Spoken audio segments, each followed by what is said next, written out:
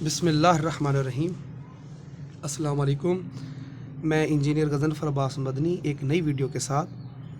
आज की इस वीडियो के अंदर हम चैप्टर नंबर 12 के जो एंड प्रॉब्लम्स हैं उनके न्यूमेरिकल को डिस्कस करेंगे और तकरीबन आज मैं 3 न्यूमेरिकल्स को इस वीडियो के अंदर समझाऊंगा। तो जो क्वेश्चन नंबर 1 है न्यूमेरिकल का, उसकी स्टेटमेंट क्या है वो यहाँ पे लिखा हुआ है कि an object 10 centimetre in front of A concave convex mirror form an image 5.0 centimeter behind the mirror. What is the focal length of the mirror?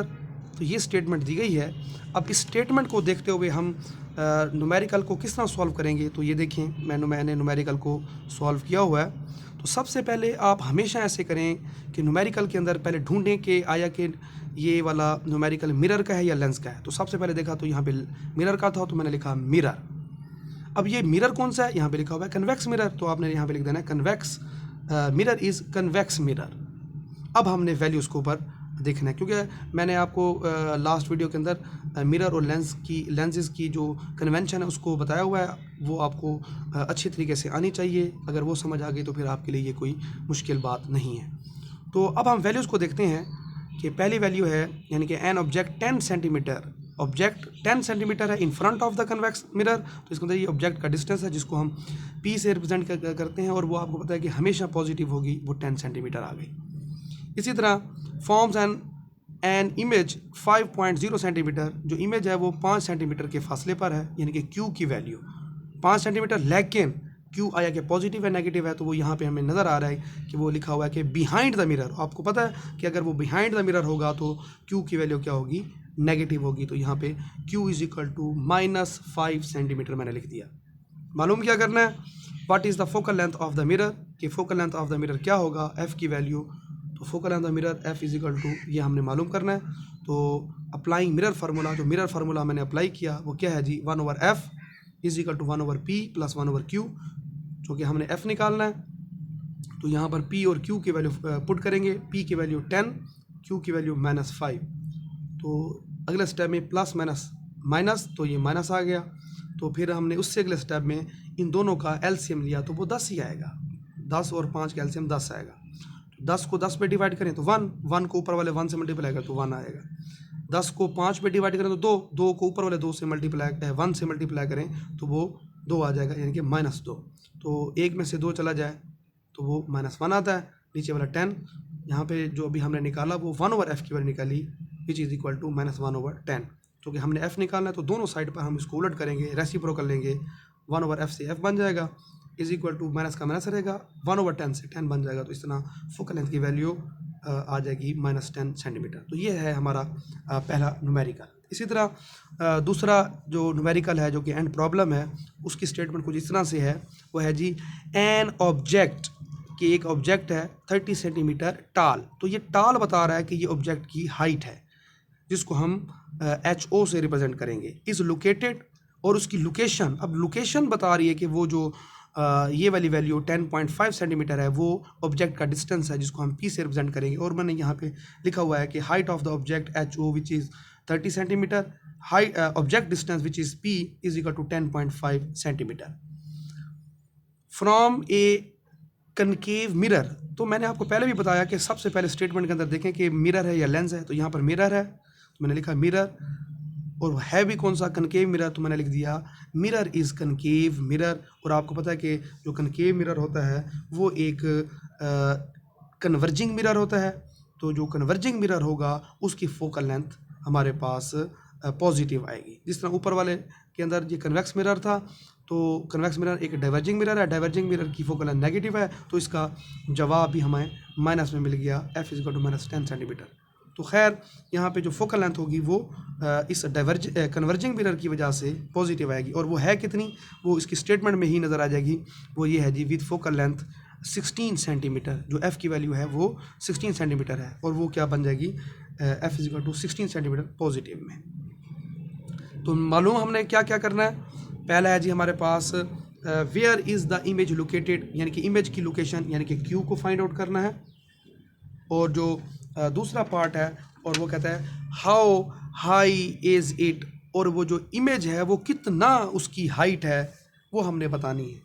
तो ये दो चीज़ें भी हमने यहाँ पे मालूम करनी है। पहले पार्ट में इमेज लोकेशन क्यू ये मालूम करनी है, दूसरे पार्ट के अंदर height of the image H I वो मालूम करनी है। तो पहला पार्ट उसको निकालने के लिए हम फार्मूला अप्लाई करेंगे, applying mirror formula which is 1/f is equal to 1/p plus 1/q।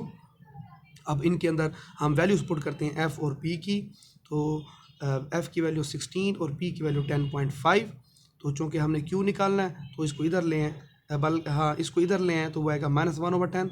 मैंने इस स्टेप के ऊपर दो काम इकट्ठे किए, इसको इधर भी लेके आया और इसको सीधा भी करके दिया।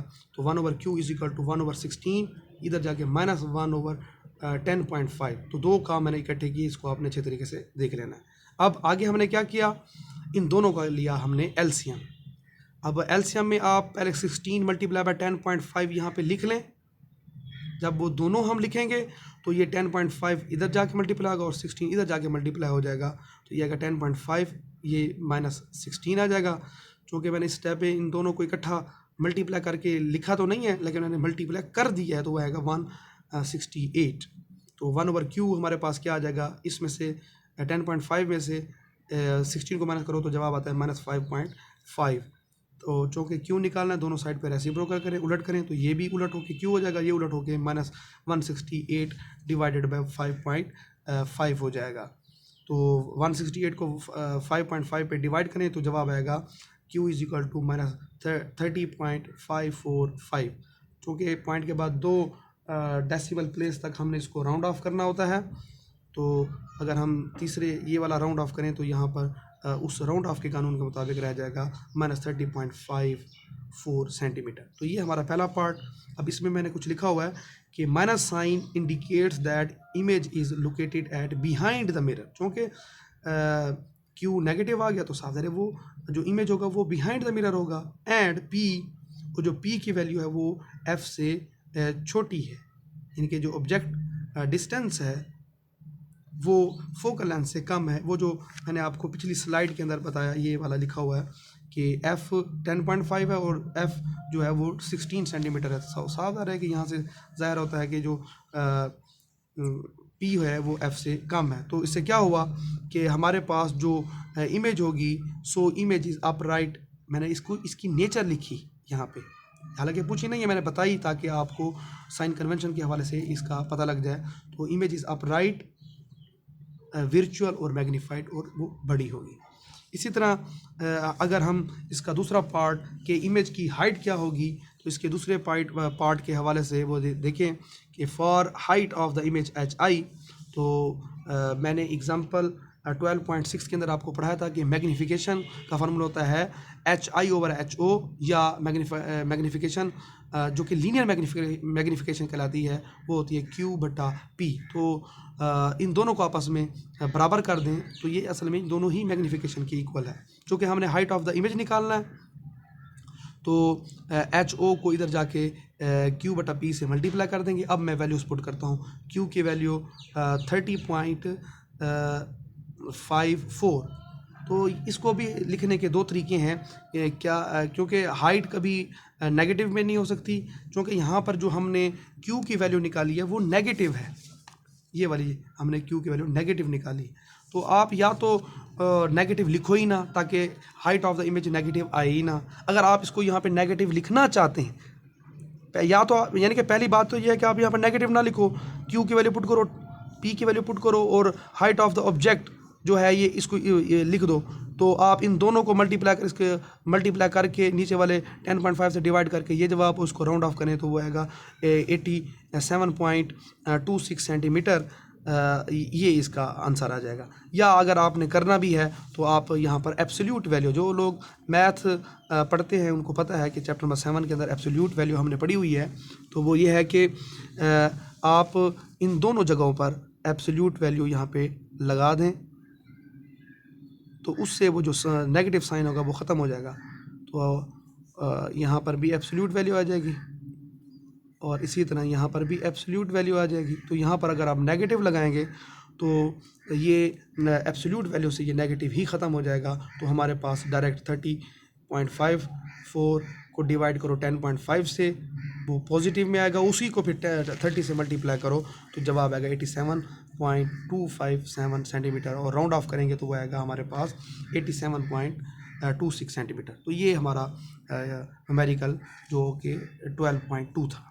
इसी तरह अब हम न्यूमेरिकल जो है 12.3 करते हैं। उसकी स्टेटमेंट क्या है कि एन ऑब्जेक्ट, एक ऑब्जेक्ट एंड इट्स इमेज, और उसकी image in a concave mirror. तो सबसे पहली बात कि मिरर कौन सा है, कनकेव। तो मैंने यहाँ पे लिखा कि मिरर इज़ कनकेव मिरर।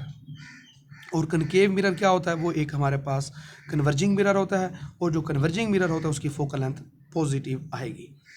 और आगे क्या कहता है, और ऑफ द सेम हाइट, और वो कहता है कि इन दोनों की हाइट सेम है। और हाइट सेम कब होती है, जब ऑब्जेक्ट सेंटर ऑफ कर्वेचर पर हो, यानी कि 2f के फासले पर हो, और जो इमेज हो वो भी सेंटर ऑफ कर्वेचर पर बने, यानी कि 2f के ऊपर बने, तब जाके हाइट ऑफ द इमेज और हाइट ऑफ द ऑब्जेक्ट बराबर है। अगर हाइट ऑफ इमेज और हाइट ऑफ ऑब्जेक्ट आपस में बराबर हैं तो हम ये कह सकते हैं कि इमेज डिस्टेंस और जो ऑब्जेक्ट डिस्टेंस है वो भी आपस में बराबर होते हैं। इसी तरह हमारे पास यहाँ पे लिखा हुआ है कि वो सेम है, तो मैं ये कह सकता हूँ कि Q is equal to P, यानी कि इमेज डिस्टेंस और ऑब्जेक्ट डिस्टेंस आपस में बराबर हैं। जिस तरह मैंने ऊपर लिखा कि हाइट ऑफ इमेज बराबर है हाइट ऑफ द ऑब्जेक्ट, तो इस कंडीशन से हमें ये मिलता है कि इमेज डिस्टेंस और ऑब्जेक्ट डिस्टेंस बराबर, Q is equal to P। जबकि वो कहते हैं when the object is 20 centimetre from the mirror, जो ऑब्जेक्ट है वो 20 सेंटीमीटर के फासले पर है, तो इसको मैंने ऊपर ही लिख दिया object distance which is equal to P, और वो 20 सेंटीमीटर के फासले पर है। तो इससे ये बात साबित होती है कि अगर P 20 है और Q और P आपस में बराबर है तो Q की वैल्यू क्या आ जाएगी, 10 सेंटीमीटर आ जाएगी। तो मालूम क्या करना है, what is the focal length of the mirror, कि मिरर की जो फोकल लेंथ होगी वो क्या होगी, वो हमने फाइंड आउट करनी है। और सबसे अहम बात ये है कि आप देख सकते हैं कि चूँकि यहाँ पर कनकेव मिरर है और कनकेव मिरर एक कन्वर्जिंग मिरर है, तो फोकल लेंथ की वैल्यू जो भी आएगी वो पॉजिटिव ही आएगी। तो अब हम इसकी वैल्यू को देखते हैं कि वो यहाँ पे कैसे आई है, कैसे निकली है। तो ये स्लाइड मैंने यहाँ पे रखी। तो हमने सबसे पहले अप्लाई किया मिरर फार्मूला, जो कि 1/f is equal to 1/p plus 1/q के बराबर है।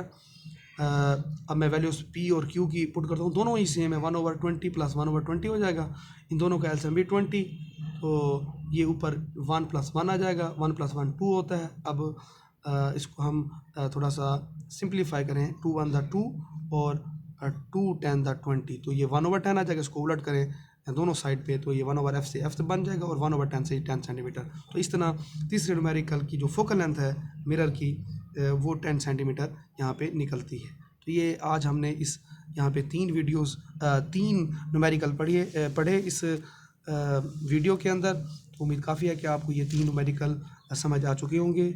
आप मेरी इस वीडियो को लाइक करें, मेरे चैनल को सब्सक्राइब करें और बेल आइकन को प्रेस करें ताकि मेरी नई आने वाली वीडियो आपको बार वक्त मिल सके। खुदा हाफिज़।